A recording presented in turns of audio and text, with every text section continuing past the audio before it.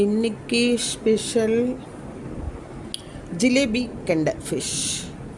அது வந்து இந்த சங்கரா கலர்லேயே தான் இருக்கும். ஆனால் ரொம்ப பெரிய ஃபிஷ்ஷாக இருக்கும். ஒரு ஃபிஷ் வந்து 140 இருந்துச்சு. ஒரு கிலோ வந்து 170. அது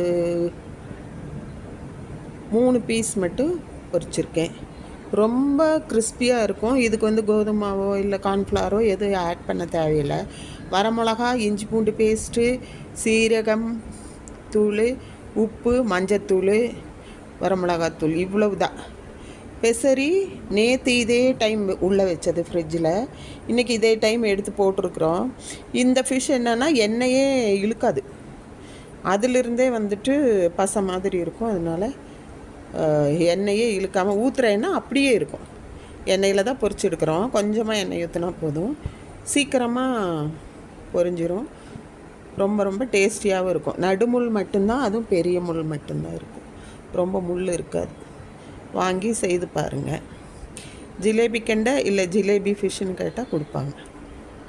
ஓகே, வாங்க சாப்பிடலாம். இன்றைக்கி ரசம், புளி ரசம், ஃபிஷ் ஃப்ரை, இதுதான் ஸ்பெஷல். சப்ஸ்கிரைப் பண்ணிவிட்டு என்னோடய சேனலை பாருங்கள்.